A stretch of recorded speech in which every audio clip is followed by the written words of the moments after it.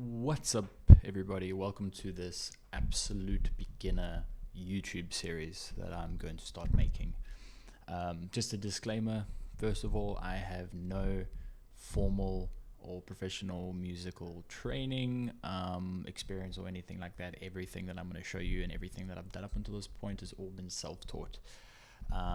So nothing serious. This is really just the basics, and it's aimed at people who either have never played guitar before or are like really in the early stages starting out. And I know how difficult it can be to sort of figure out what is actually going on, where to get music from, how to play it, how to read it, interpret it, and all of those sorts of things. So I'm going to do my best to just very gradually build up the knowledge for you, so that hopefully you can start reading tabs a little bit easier, which is the first lesson that we're going to go over today. And yeah, just getting started with your musical journey if it is struggling to take off, because I know that the beginning can be difficult, but I promise if you bear with it and you just work through it, it is very rewarding in the long run.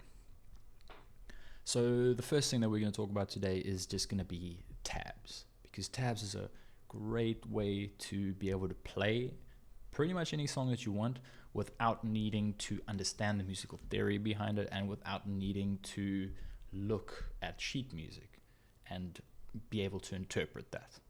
So this is a really, let's call it, user-friendly way to start playing music right away. So I'm just going to go over what the tabs mean, the standard tuning of the guitar, how to read them, some of the symbols that you will encounter and things like that. Okay, so let's get straight into it. This on the screen right now is a basic tab. This is the arrangement that you are going to find. First off, really important of course, is just to check the tuning of the tab. What tuning was the song written in? Okay, standard guitar tuning is as follows. You've got E, B, G, D, A, E. And more about that in just a second. If we look down here at the tab section, okay, the tabs are all of these numbers represented by the 6 strings of the guitar. Okay, this is basically obviously mimicking what a guitar looks like. And this is where sometimes the initial frustration or confusion comes into play with tabs immediately, is the way that it is arranged. So I'll try and make this just a little bit bigger over here. Okay, so we've got 2 E strings on your guitar, aptly named high E and a low E. You will see that you've got a small E and a capital E. Okay, so the small E is your high E string. So that doesn't actually mean high as in position on the guitar. If we look at this arrangement right here, picture yourself holding your guitar, just placing it flat in your lap, so it's running lengthways. Okay, and you just tilt your head and look down directly at the neck of your guitar. That is how you need to interpret what you see on the screen right now. So if I look over here at the top 5 and 7, you might think that if you're holding a guitar the conventional way, that 5 and 7 is at the top, so it should be on the top string. Okay, but if your guitar is flat and you're looking directly down at it, 5 and 7 falls at the string at the bottom of your guitar. Okay, which is exactly how this is interpreted. So it's almost inverted. Everything that you see at the top, okay, again, namely the 5 and the 7, that is going to be the bottom strings of your guitar. Okay, so let's just, lesson number 1, high E string is lowercase, okay, and when you're looking at it here, these numbers at the top are actually at the bottom of your guitar. Okay, so then what do these numbers mean? Okay, so these numbers are just the fret numbers.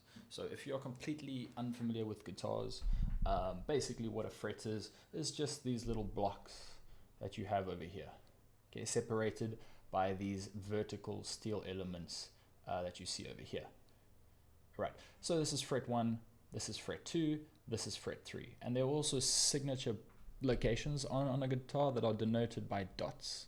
So you've always got your 3rd fret, your 5th fret, your 7th fret, your 9th fret, and then your 12th fret is very often a double dot. And that's kind of just to help you find your way around the guitar.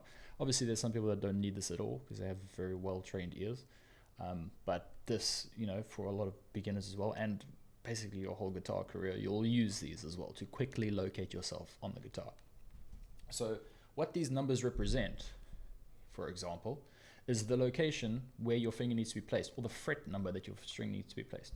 So if we have a look at this first number right here, the first note of Stairway to Heaven, okay, is fret 7 on the D string. Okay. Now remember the capital E down here at the bottom, that is our top string. Okay, so basically we just go 3 strings down from the top. Okay, top counting is 1, 2, 3. So we know that the first note of Stairway to Heaven starts on this string. And then kind of like where in the fretboard does it start? It starts on fret number 7. So 3, 4, 5, 6, 7. That note right there. That is the starting note of Stairway to Heaven. Okay, so if I play that note, obviously it doesn't sound like much right now. But we need to continue going on with the tabs here to really obviously make it sound like anything. And if we look at the formation of these tabs over here, we've got 7, 5, 5, 5, and they're staggered. Okay, that means that you're playing these notes individually, one after the other. So if I look at these first 4 notes, okay, 7 on the D string, 5 on the G string, 5 on the B string, 5 on the high E string. Basically what that's going to be is 7 on the D string, 5 on the G, 5 on the B, 5 on the E. Okay. And then you will get a situation like this where you have got numbers directly above or below each other. So they're in a perfect straight line over here where you see you've got 7 and 6. It means that you play those notes together or simultaneously. Okay, so you put your finger on the high E string of the 7th fret, and your other finger is going to be on the 6th fret of the D string, and you're going to play both of those strings simultaneously. Okay, so if we play all of this music up until this part, 7 and 6, basically it's going to sound like this: 7, 5, 5, 5, and then 7 and 6 together. Okay. And you'll always find information here on tabs as well that are going to help you, like important notice, let the strings ring, for example. Okay, so that means like you're not going to play and stop each note abruptly. You're going to keep pressure down on them, and you're going to let them ring out constantly. Okay, because that's what gives Stairway to Heaven that really nice sound as well. Right, so that's the super basics of reading tabs straight away. Okay, you got your strings. Your small E is your high E string, which is your bottom string. And then you got your capital E string over here, which is your low E, which is your top string. Okay, and then the numbers represent what fret you need to press. Okay, so it really is just a matter of matching things together.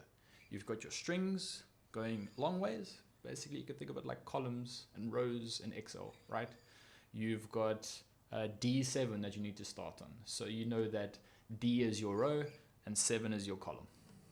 Okay, and then that's exactly where you need to start. Great, so just a couple of other things that I need to show you here, which is just a few symbols. So I'm going to switch to a song here called Nothing Else Matters by Metallica. Very, very easy beginning. As we can see here, it just says a whole bunch of zeros. Now what 0 means is you're not fretting anything. So your left hand is basically doing nothing. You're just playing open strings. That's a 0. Okay, so I can do this, which is the opening notes for Nothing Else Matters. And I can see that I need to repeat this 3 times and then things start to change. Okay, but anyway, not going to the actual song itself. What we're looking at here is some of the symbols. So this is what I want to show you over here. The P. What does the P mean? So we've got 7, P, 0. So P stands for pull off. Okay, and basically what that is a technique that we use. So we want to get from the 7th fret to no frets, which is just the open string, but we just want to make one stroke with our right hand. So we don't want to play 7, remove it, and play 0, right? We don't want to use our right hand twice. So to use it once, what do? We play 7 and then we pull off with a little sort of flick of the finger to let that open note ring out. Okay, so we're playing 2 notes with 1 strike of the strings. That's what the P stands for, pull off. And it obviously doesn't have to be 7P0 like it is now. It could be 7P, and let's say that 0 was replaced with a 5. Then we would pull off from 7 to 5, not from 7 to 0. Okay. And then we've got the opposite of that, which is an H, which stands for hammer on. So rather than pull off, we basically hammer on. Okay, so you're adding a note rather than pulling it away. So for example, this says 7H8, which means 7 hammer on 8. So if I go to the 7th fret of the low E string and I play that, I want to play the 8th fret without striking it with the string. So what I do, I hammer it on. So I'm just playing once with my right hand and I'm hammering it on with my left hand to get those 2 notes to ring out with 1 strike.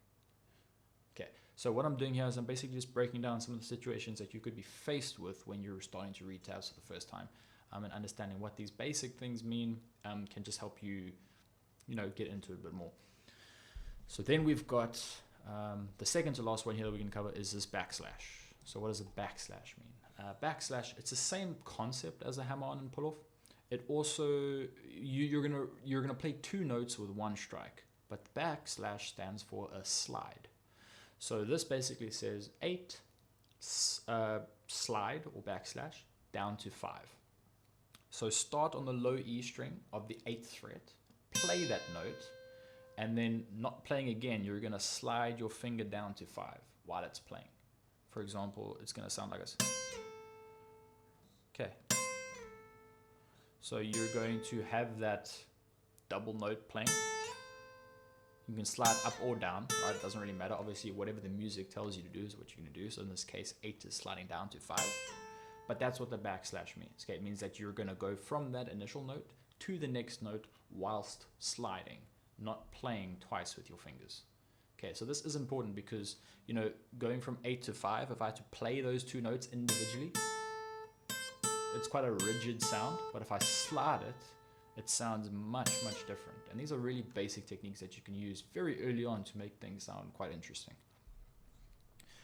And then finally, I need to go down to the solo over here to really get this. So the final thing that I want to show you here that you're gonna interact with is gonna be a B. A B stands for bend. So it just means that in this case, we're on the G string, which is the 3rd string from the bottom, and we're on the 14th fret. Okay, so that's where we start. So what this is telling us to do is it's telling us to play the 14th fret and bend it up to match the pitch of the 16th fret. Okay, so I'm not going to bend anything right now. I'm just going to play those 2 notes individually so you can hear what they sound like. So this is 14, this is 16. So this note here, the 16 note, I need to get that pitch without physically moving my fingers to that location. I need to stay here on the 14th fret, but when I play the 14th fret, I need to bend that string up to match the pitch of that note.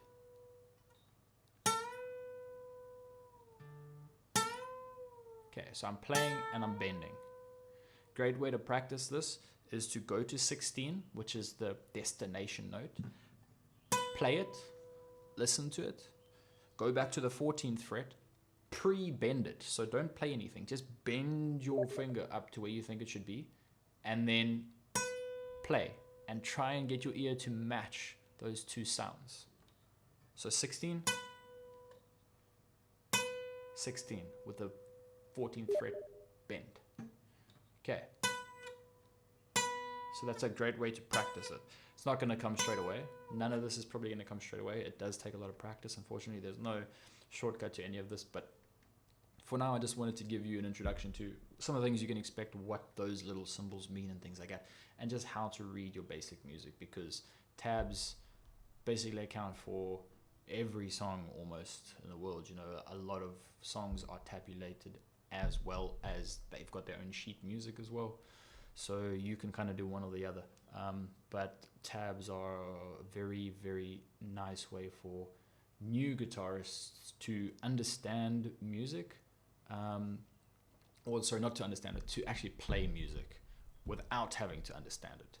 Because going into musical theory is obviously a complete world, it's a complete language of its own, and that takes a long time.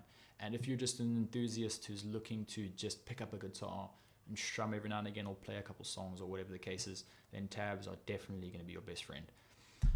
And where I do get my tabs from is just a site called ultimateguitar.com. So I would invite you to check that out if you're interested in any of this. Okay, so that is lesson number 1. Just wanted to go over the very, very basics of tabs, what they are, how to read them, how you can start picking up your guitar and just playing straight away, hopefully. And if you have any questions, you can leave them in the comments below. I also stream every night on Twitch, kind of around about 6, 7 p.m. Do a lot of gaming and things like that, but I also play a bit of music, and I quite often play some music before I start to stream as well. So if you're interested, you can come and check me out there as well. I'd appreciate that. But otherwise, I will see you in the next one. Thanks very much for joining.